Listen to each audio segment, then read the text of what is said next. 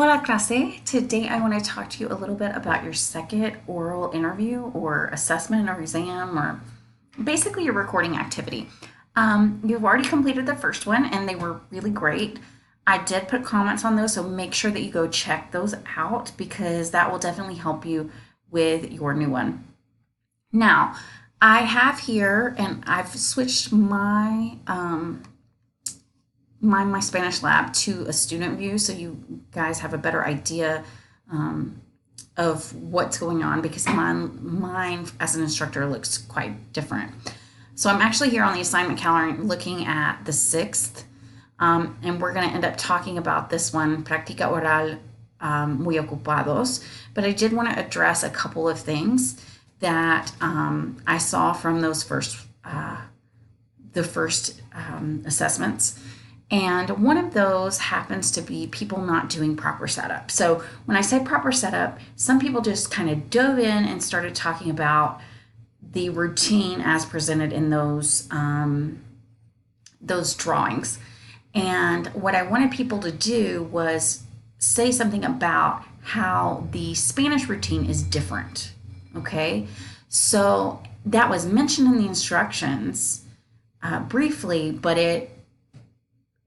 a lot of people didn't do it. So you need to make sure that you do everything. I did kind of let that slide this time because it wasn't super explicit, but always, always, always do some setup. And I did have some people who did it and also included like they were on the phone and said, "Oh, hi, how are you?" All that sort of stuff before they did that. Okay. The other thing I want to talk to you about is how can you practice pronunciation? Well, we've had quite a few activities this semester with pronunciation. And I've went all the way back to chapters you covered in 111. You're gonna have more as we go on, and then there are several chapters that we will not cover. That really are 211 to 12 chapters that should still have some pronunciation practice. So one way to do pronunciation is to use your e-text. I tried to pull this up earlier and it's not working. This is not my normal computer. But this is a great way if you go to the end of the chapter. Usually there's a vocab list at the end of every chapter. You should be able to listen to audio that way, or within the chapter, also a lot of times there will be links to that audio. Another thing you can do is go to the tab here that says course materials and go to view all course materials. And of course, these are not included in your textbook, what I'm getting ready to show you. So this is a little different. This is helpful, for every chapter to work on the pronunciation, or if you have specific words that have been vocab words that you need to work on. This place that we're going is more specifically related to certain vowels, certain letters, okay? So for example, if I decided I needed to work on pronunciation and it happened to be from the preliminary chapter, I would click on my chapter, which was the preliminary one, right? And then go to student activities, click on that folder. And then you'll notice there is pronunciación, okay? So every single chapter should have that.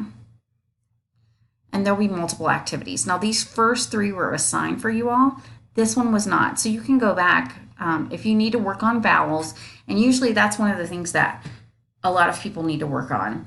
So if you need to work on vowels, here you have all these things that we did prior. And you can redo those. Not a big deal.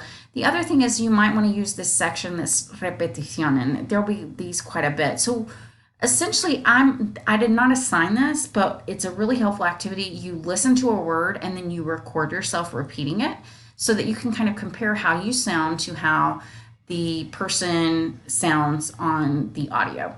So that's a great thing. It's a really great way to see if you're pronouncing things correctly. You can also do this with your phone or something like that. So maybe it's not in this list, but you're listening to the ebook and you hear what the ebook says. You maybe record briefly on your phone and then listen to the book again, the ebook again, that particular word, and then listen to yourself. So making those comparisons. And that'll kind of help you figure out maybe where it is that you're going wrong. Okay, so let's get down to the new one, the new activity. So I'm going to look at my course calendar. And of course, I'm going to move it to October 6th, which is your due date for this particular assignment. No part of my screen's cut off and that sort of thing. And what I did, because I can't really get to this, or I wasn't able to earlier, what I did was go ahead and open that up. But it's down here at the bottom of that list. Remember, even though it says practica, it's not practice, it is the actual assessment, okay? As usual, it's due by midnight. So first things first, always, always, always look at what you are supposed to be talking about.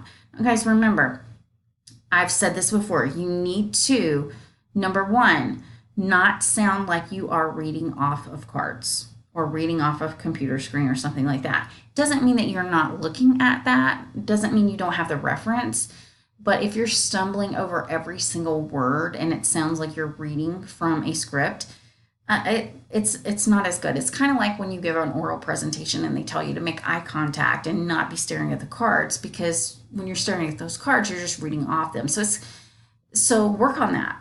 Okay, do only record yourself once. I've had multiple people recording themselves multiple times, and what I did was go to the last one, because that must be the one that you like the most because you've recorded 3 times.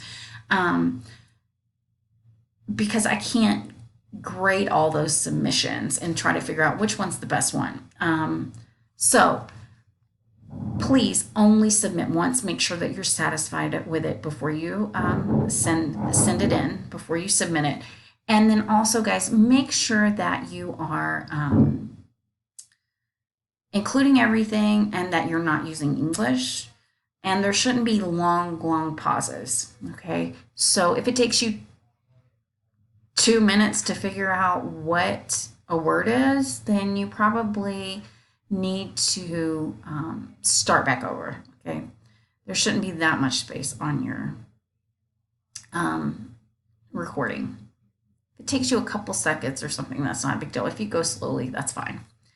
Okay, so the idea here is that you're going to end up using your present progressive, right? That was our estar with our participles. So that's the to be equivalent to the to be plus the ing, right? And you'll remember we use a conjugation of the verb estar based on who we're talking about, based on what the subject is. And then we're going to change the other verb to the participle, which means taking off the ending as if we were going to conjugate it. And then if it ended in AR, we're going to add ando. If it ended in ER or IR, we added yendo, iendio, okay? So, a friend calls to see if any one of you want to go play tennis with her, and you're all very busy trying to get the house clean. So you're going to use this image to talk about what everyone is doing. But the first thing that you need to do is tell your friend that you're sorry that none of you can go play tennis with her, okay? And to me, that's the setup anyway. So you don't really have to add anything more. If you want to say, you know, oh, we're really busy, we can't go play tennis with you, or something like that, you can add that as an extra thing. So you need to make sure that you say, sorry, we can't go play tennis with you, because it's as if you're talking directly to her. Then you're going to tell your friend what each of your roommates is doing, okay? So it really doesn't have anything about you saying what you're doing, okay? You're just saying what all the roommates are doing.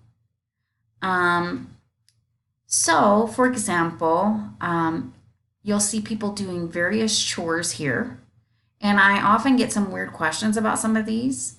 So use Pablo and Sara together, that they're both making up the bed. For this one, I've had people say that he is just cleaning his room, or that he is picking up clothing, which is probably the decent one, something like that. Luis, of course, is vacuuming. And remember, in Spanish, we use pasar la aspiradora, right? Monica, you can either say that she's dusting or that she's cleaning the living room.